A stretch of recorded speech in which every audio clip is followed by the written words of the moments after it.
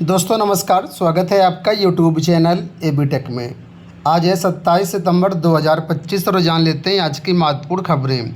सबसे पहले यहाँ पर देखिए अपडेट आ गई है कि शिक्षा सेवा चयन आयोग की अध्यक्ष का इस्तीफ़ा। आप लोग जानते ही हैं कि शिक्षा सेवा चयन आयोग के अध्यक्ष प्रोफेसर कीर्ति पांडे ने कल इस्तीफ़ा दे दिया और उनकी जगह नए सीनियर मेंबर को जो है कार्यभार दिलाया गया है। इसके साथ ही उत्तर प्रदेश से संबंधित कई सारी खबरें हैं। टीजीटी, पीजीटी, यूजीसी नेट विज्ञापन भी जारी हो चुका है, तो सब खबरों को कवर करेंगे इस वीडियो में। उससे पहले जो भी लोग विभिन्न भर्तियों की तैयारी कर रहे हैं और टेक्स्ट बुक की सीरीज देख रहे हैं, उनके लिए सूचना।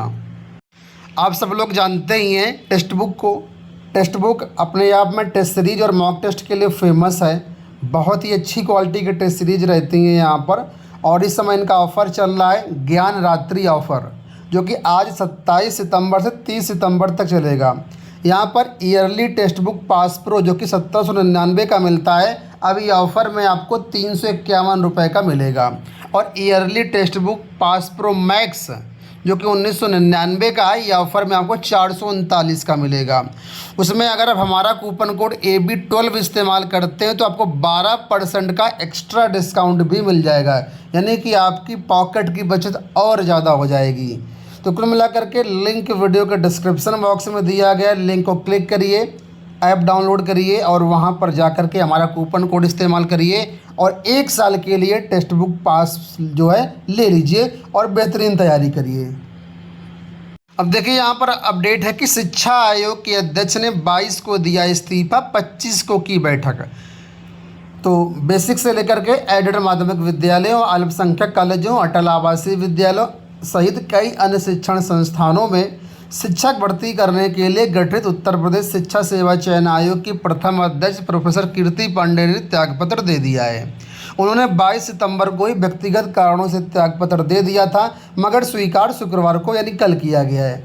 त्यागपत्र देने के बाद भी 25 सितंबर को उन्होंने अपनी अध्यक्षता में आयोग की बैठक की। इसमें विज्ञापन संख्या 51 के तहत असिस्टेंट प्रोफेसर के 910 पदों पर भर्ती के संबंध में निर्णय लिया गया। निर्णय के क्रम में लिखित परीक्षा के परिणाम पर अभ्यर्थियों से 3 अक्टूबर तक आपत्तियां मांगी गई हैं। अब त्यागपत्र देने के बावजूद बैठक कर निर्णय लेने पर प्रश्न खड़े हो रहे हैं कि जब 22 को ही इन्होंने त्यागपत्र दे दिया था तो फिर 25 को बैठक कैसे की। हालांकि यहाँ पर एक बात ये जाहिर सी बात है कि हो सकता है इनको अंदेशा रहा हो कि त्यागपत्र स्वीकार ना हो, क्योंकि जब तक त्यागपत्र स्वीकार नहीं होता तब तक त्यागपत्र का कोई मतलब नहीं है। तो कुल मिलाकर के 22 को त्यागपत्र दिया गया और 25 तक जब तक इनको कारोबार से मुक्त नहीं किया गया तब तक तो पद पर ही है। तो मीटिंग तो कर ही सकती हैं, ऐसा नहीं कि नहीं कर सकती हैं। तो फिलहाल यहाँ पर जो है कल इनको जो है इनका त्यागपत्र स्वीकार कर लिया गया है और कार्यभार से मुक्त कर दिया गया है। अब आयोग में जो सीनियर मेंबर थे उनको यहाँ पर अध्यक्ष बना दिया गया है, जो कि तस्वीरों में आप देख ही सकते हैं। कुछ खबरें हैं यहाँ पर देखिए कि टीईटी आवेदन शुल्क में वृद्धि प्रस्ताव पर नाराज हुए थे मुख्यमंत्री। आप लोग जानते हैं कि शिक्षा आयोग की तरफ से प्रस्ताव गया था कि जो परीक्षा शुल्क है वो 1700 रुपये कर दिया जाए, यानी लगभग 3 गुना आवेदन शुल्क जो बढ़ाने का प्रस्ताव गया था, जिस पर मुख्यमंत्री नाराज हुए थे और जो है इनके प्रस्ताव को ठुकरा दिया था, मतलब रिजेक्ट कर दिया था। तो आयोग के सीनियर मेंबर राम सुचित जी को नया कार्यवाहक अध्यक्ष बनाया गया। जब तक परमानेंट अध्यक्ष नहीं आते हैं तब तक डेली के जो भी काम होंगे यही देखेंगे। तस्वीरों में आप देख सकते हैं यहाँ पर माला पहने जो खड़े हैं यही हैं सीनियर मेंबर राम सुचित जी, और इस तरीके से इनको जो है कार्यवाहक अध्यक्ष बनाया गया और जो कीर्ति पांडे हैं उनको कल विदाई दे दी गई। आपको बता दें नए अध्यक्ष के लिए भी यहाँ पर फार्म आवेदन नोटिफिकेशन जारी कर दिया गया। 21 अक्टूबर तक नया अध्यक्ष के लिए फार्म भरे जाएंगे। तो जो भी इच्छुक अभ्यर्थी होंगे वो फॉर्म भरेंगे, उसके बाद स्क्रीनिंग होकर के यहाँ पर नए अध्यक्ष की तैनाती होगी। आपको बता दें कीर्ति पांडे की अध्यक्षता में 1 साल में कोई भी भर्ती नहीं हो पाई। इनको इसलिए लाया गया था कि जो पेंडिंग भर्तियाँ उनको जल्द से जल्द निपटाएं और नई भर्तियों की प्रक्रिया आगे बढ़ाएं। ना आज तक कोई नई भर्ती आई और ना ही जो पुरानी भर्ती थी उनकी कोई परीक्षा हो पाई। तो पहला ऐसा मुझे लगता है अध्यक्ष रहा होगा जिन्होंने बिना कोई काम किए 1 साल निपटा दिया और अंततः इस्तीफ़ा दे दिया गया। खैर अब हम लोग बढ़ते हैं आगे। समूह घ के मृतक आश्रितों को अब उसी श्रेणी में मिलेगी नौकरी। तो नई कैबिनेट की मंजूरी दी गई कल ही, जिसमें अब कहा गया कि समूह घ में अगर कोई कर्मचारी है और नौकरी के दौरान अगर उसकी डेथ हो जाती है तो उसका जो भी आश्रित होगा उसको भी उसी श्रेणी में नौकरी दी जाएगी। योग्यता के आधार पर जो है उच्च श्रेणी में नौकरी नहीं दी जाएगी। अभी तक ऐसा होता था, मान लीजिए कोई 4th क्लास में है, वो एक्सपायर हो गया तो उसका जो भी आश्रित होगा उसको उसकी क्वालिफ़िकेशन के अनुसार उच्च वर्ग में यानी ग्रुप सी में भी नौकरी दे दी जाती थी। लेकिन अब यहाँ पर ऐसा नहीं होगा। कहा गया है कि जिस श्रेणी से वो मतलब मृतक होगा उसी श्रेणी में उसको नौकरी मिलेगी। बिहार स्टेट को लेकर के अपडेट है कि 5 अक्टूबर तक कर सकेंगे आवेदन।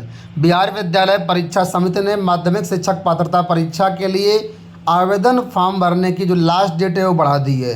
अब 5 अक्टूबर तक ऑनलाइन आवेदन करने का मौका है।